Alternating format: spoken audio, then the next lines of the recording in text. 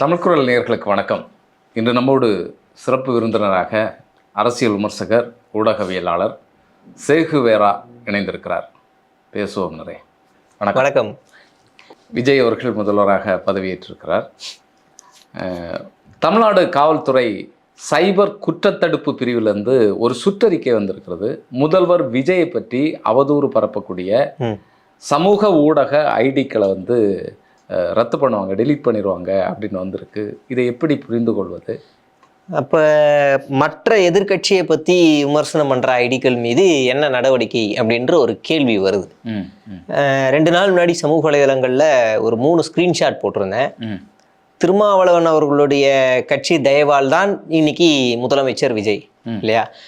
அப்படி அவங்ககிட்ட போய் ஆதரவு கேட்குறாங்க இந்த கட்சி தலைமை, அந்த கட்சி தலைமையிட்டே கேட்குறாங்க. கீழே ஒரு ஒரு ஐடி, பறை குச்சி வச்சவனுக்கு வாழ்வை பாரு. இவங்க இந்த பறையனுங்கிட்டெல்லாம் போய் நிற்க வேண்டிய அவசியம் நம்மகிட்ட வந்திருக்கு.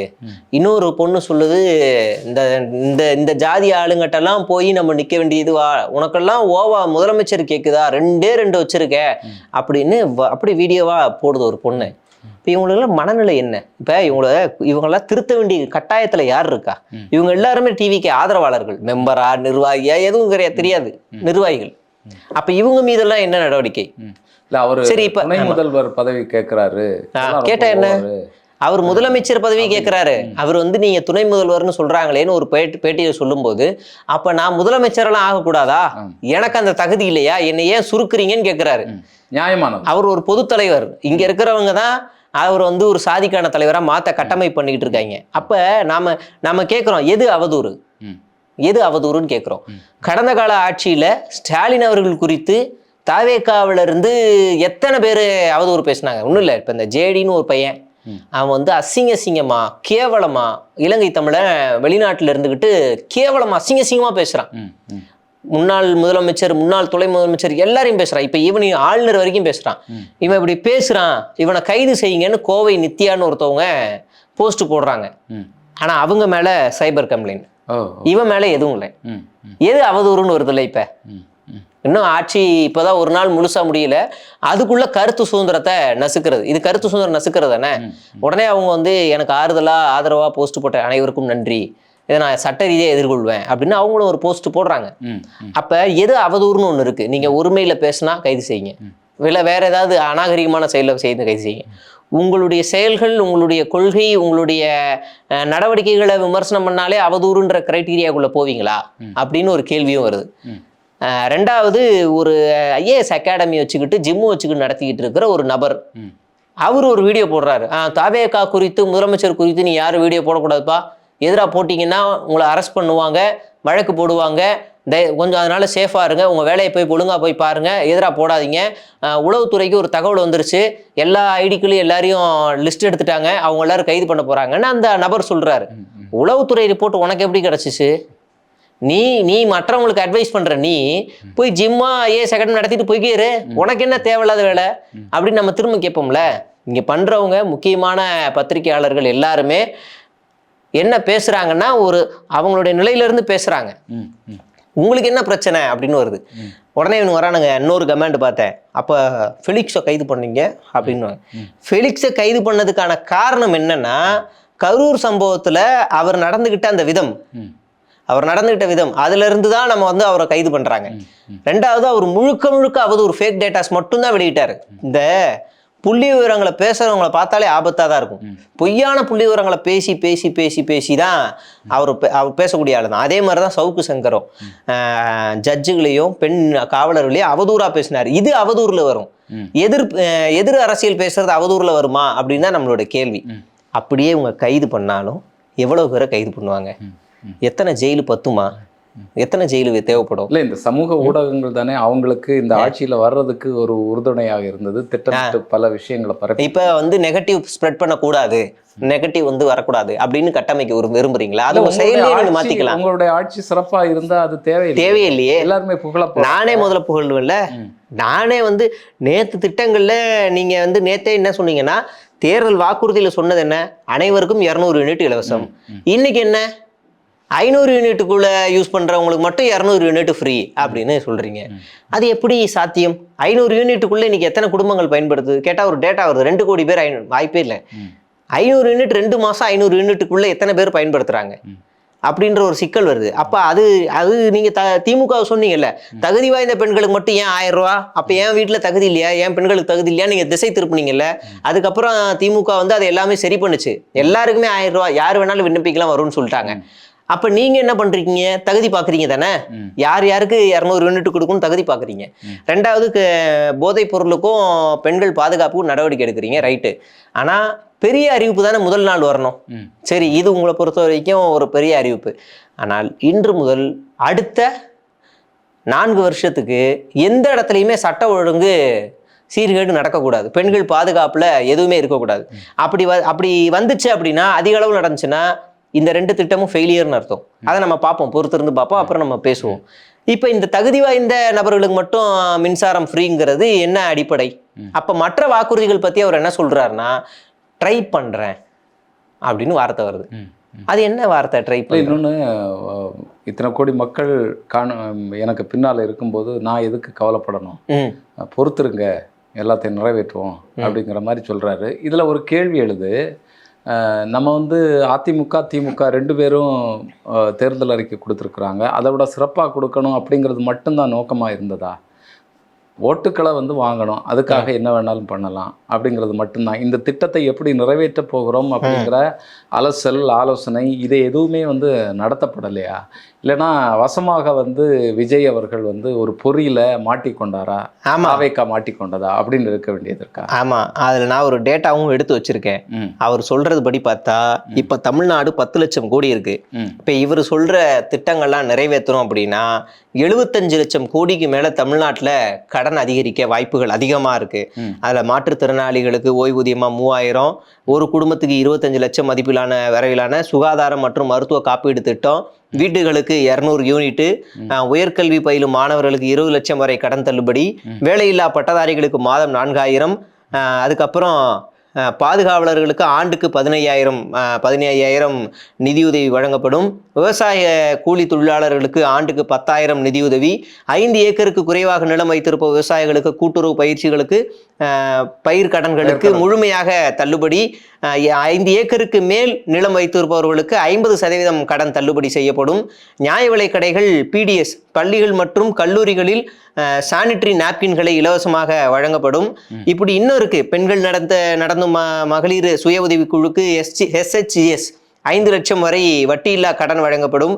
மாநிலம் முழுவதும் மகளிருக்கு இலவச அரசு பேருந்துகள், அது தனி, உங்களுக்கு எல்லாருக்கும் தெரியும். ஆமா, ஏழை பெண்களின் திருமணத்திற்கு 8 கிராம் தங்கமும் அத்துடன் தரமான பட்டு புடவையும் வழங்கப்படும் அப்படின்னு சொல்லியிருக்காரு. இன்னைக்கு நேத்து நம்ம மோடி வந்து சொல்றாரு தங்கம் வாங்கக்கூடாது அப்படின்னு சொல்றாரு. மோடியாவது டேடியாவது நான் கொடுக்குறேன் தங்கம் அப்படின்னு முதலமைச்சர் கொடுப்பாருன்னு எனக்கு நம்பிக்கை இருக்கு. அனைத்து குடும்பங்களுக்கும் ஆண்டுக்கு 6 சமையல் எரிவாயு, நேத்து தான் சொன்னாரு. பெட்ரோல் டீசல்லாம் வந்து கட் பண்ணுங்க, ஒர்க் ஃப்ரம் ஹோம் இருங்க அப்படின்னு சொல்றாரு. அப்பெல்லாம் ஒரு பெரிய ஆபத்து வரப்போகுது, அதை நம்ம பின்னாடி பேச போறோம். இப்படி பல பிரச்சனைகள் இருக்கு. இதெல்லாம் தாண்டி குடும்ப தலைவிகளுக்கு மாதம் 2500 ரூபாயாக வழங்குவேன்.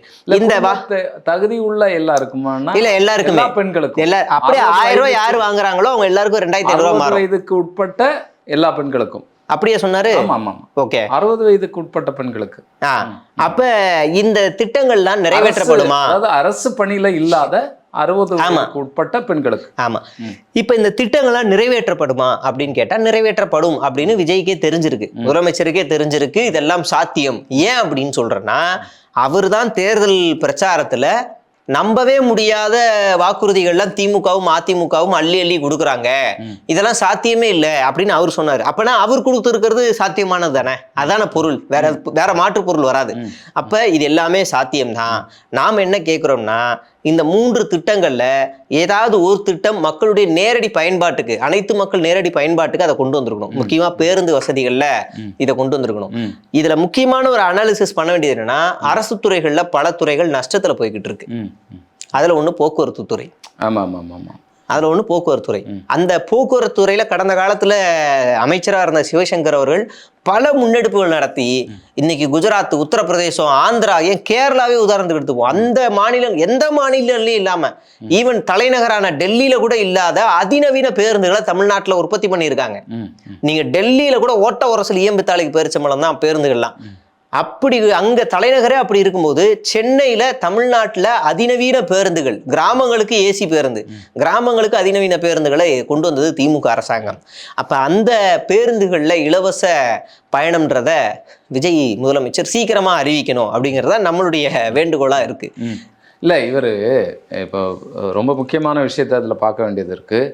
ஊழல் மலிந்து போய்விட்டது. இந்த ஊழலை வந்து கட்டுப்படுத்திட்டாலே நம்ம வந்து இந்த திட்டங்களை எல்லாம் நிறைவேற்ற முடியும் அப்படிங்கிறது பிரச்சாரத்தின் போது சொன்னார்.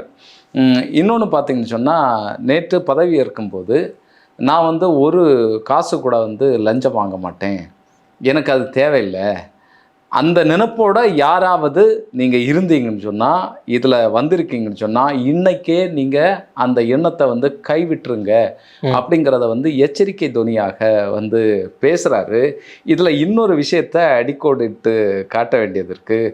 ஆதவ அர்ஜுன் அவருடைய மச்சான் பாண்டிச்சேரியில் அவர் அங்கேருந்து ஒரு ஸ்டேட்மெண்ட் கொடுக்குறாரு. அவர் சொல்கிறாரு ஆதவ அர்ஜுனா இருக்கிறாரு ஆட்சி அதிகாரத்தில், அதனால ஆதவ அர்ஜுனாவை களவு செய்யாமல் பத்திரமா பார்த்துக்கங்க அப்படிங்கிற மாதிரி அவர் அங்கே இந்த ஸ்டேட்மெண்ட் எடுக்கிறாரு. எப்படி புரிந்து கொள்றது? அதாவது எண்ணத்தை அடியோட விட்டுருங்கன்னு சொல்கிற முதலமைச்சருக்கு கடுமையான நடவடிக்கை எடுக்கப்படும். நீங்கள் எம்ஜிஆர் ஜெயலலிதா மாதிரிலாம் சொல்கிறீங்கல்ல, ஜெயலலிதா மாதிரி நான் தூக்கி எரிஞ்சிருவேன், நினச்சி கூட பார்க்காத பொறுப்பில் இருக்க முடியாது, ஏதாவது ஒரு தவறில் மாட்டினா அப்படின்னு ஒரு ஸ்டேட்மெண்ட்டையும் அவர் கடுமையாக கொடுக்கணும். அதுதான் நிலையானதாக இருக்கும். அப்போ அப்படி எல்லாம் சாத்தியமா அப்படின்னு கேட்டால், இனிமே இந்த அரசை நடத்த போகிறது அதிகாரிகள் தான். ஏன்னா தேர்வாக இருக்கிறது பெரும்பாலும் புது புது சின்ன சின்ன பசங்க. அவங்களுக்கு இப்போ என்ன சிக்கலில் தாவேக்கா சிக்கி இருக்குன்னா, யாருக்கு எந்த துறையை கொடுக்கறது, எந்த துறையை கொடுத்தா அவங்க மெயின்டைன் பண்ணுவாங்க, கொடுக்கணும்னா அந்த துறையை பற்றின ஒரு 50% அடிப்படை புரிதலாவது அவங்களுக்கு இருக்கணும் அப்படின்னு ஒன்று இருக்குல்ல. அப்படி பல பேர்கிட்ட இல்லை. அப்போ இந்த துறைகள்லாம் என்ன பண்ணுறதுன்ற சிக்கல்களில் இருக்கிறாங்க. ரெண்டாவது, பாதி எம்எல்ஏக்கள் கருப்டடு. இப்போ கூட ஒரு எம்எல்ஏ வந்து மோசடியில் சிக்கியிருக்காரு, இப்போ கூட ரீசெண்டாக. அப்போ இவங்க என்ன கொடுக்கறது, என்ன பேசுறதுன்ற ஒரு பல சிக்கல்களில் இருக்கிறாங்க. ரெண்டாவது, இந்த எம்எல்ஏக்கள்லாம் நாளைக்கு விலை போகக்கூடாதுன்னு தாவேக்கா தலைமையே நம்பலை எந்த எம்எல்ஏவையுமே. ஒவ்வொரு எம்எல்ஏவுக்கும் 4 பேரை வேவு போட்டிருந்தாங்க தேர்தல் நேரத்தில், அப்படி ஒரு செய்தி வந்துச்சு. அப்போ இந்த டீமை வழி நடத்துறதுல ஒரு பெரிய சவால் இருக்கு. அதிகாரிகளுக்கு இந்த டீம் வந்து ரொம்ப ஜாலி. ஏன்னா ஒன்றும் தெரியாத பசங்க, நம்ம சொல்றதான் அப்படின்னு சொல்லி அதிகாரிகளும் ஒரு பக்கம் சில அதிகாரிகள் செயல்படுத்தலாம். பெரும்பாலான அதிகாரிகள் நேர்மையாக இருக்கிறாங்க. இந்த சில அதிகாரிகளை கட்டுப்படுத்த வேண்டியது இவங்க வேகமாக அந்த அரசியல் புரிதலுக்குள்ளே வரணும். ஆட்சி நான் அதிகாரம்னா என்னன்னு வேகமாக அதை படிக்கணும். அது படித்தாதான் அது சீக்கிரமாக ஆகும். அண்ணா பொறுப்பு இருக்கும்போது காமராஜர்கிட்ட வந்து சொன்னாங்களா, அது மாதிரி குடைச்சல் கொடுக்கலாம் வாங்க போராடணும்னு, இரியா 6 மாதம் வெயிட் பண்ணியா, அவருக்குலாம் ஃபைலை தேடுறதுக்கே 6 மாதம் ஆயிரும் அப்படி. அந்த ஸ்டேட்மெண்ட் தான் முன்னாள் முதலமைச்சர் ஸ்டாலின் சொன்னது. 6 மாதம் வரைக்கும் எந்த இடையூறும் கொடுக்க மாட்டோம் அப்படின்னு சொன்னது. அந்த 6 மாத காலத்தில் அவங்க இந்த துறையை பற்றி முழுமையாக படிக்கணும். ரொம்ப அதிகமான காலம் தான், ஆனால் படிக்கணும். அப்போ அந்த கால அவகாசம் அவங்களுக்கு போதுமானதாக இருக்கும். நம்ம தேவை விஜய் நல்லா ஆட்சி அமைக்கணும் அப்படின்ற தாண்டி, விஜய் நல்லா இருக்கணும், எல்லா எம்எல்ஏலும் நல்லா பண்ணணும், அதையெல்லாம் தாண்டி நமக்கு தமிழ்நாடு திவாலாயிடக்கூடாது, தமிழ்நாடு பின்னோக்கி போயிடக்கூடாது, தமிழ்நாடு முன்னேறணுன்ற ஒரு கான்செப்ட்ல இருந்தால் நாம பேசுகிறோம். அதனால தான் இவ்வளோ பேச வேண்டியதான சூழலில் நம்ம வந்து இருக்கிறோம். இல்லை, இப்போ நிறைய அச்சுறுத்தல்கள் இருக்கிறதாக நம்ம அறிகிறோம். இப்போ அமைச்சர்களாக பலரும் பொறுப்பேற்றிருக்கிறாங்க. குறிப்பாக திரு வெங்கட்ரமன் அவருக்கு வந்து கல்வித்துறை வழங்கப்படலாம், பள்ளி கல்வித்துறை வழங்கப்படலாம் அப்படின்னு வந்து சொல்லப்படுகிறது. நமக்கு பெரிய கத்தி மாதிரி மேலே தொங்கிட்டு இருக்கு பிஎம் ஸ்ரீ திட்டம், மும்மொழி கொள்கை, இப்படி பல பிரச்சனைகள் இருக்குது. ஏற்கனவே வந்து அங்கேருந்து ஒரு அழுத்தம் கொடுத்துட்ருக்கிறதாக கேள்விப்படுறோம். இதில் எல்லாம் எந்த மாதிரியான நிலைப்பாடு வந்து எடுப்பாங்க? உண்மையிலேயே உறுதியாக விஜய் அவர்கள் நிற்பார்? என்னென்னா, நான் தான் பவர் செக்டார் அப்படிங்கிறத வெளிப்படையாக சொல்கிறார். அந்த குரூப்பு இந்த குரூப்புன்னு இல்லை, நான் தான் இங்கே முடிவுகளை எடுப்பேன் அப்படிங்கிறத உறுதியாக சொல்கிறாரு. இந்த விஷயங்களில் உறுதியாக நிற்பாரா விஜய்? நம்மளால் அப்படி சொல்லிட முடியாது.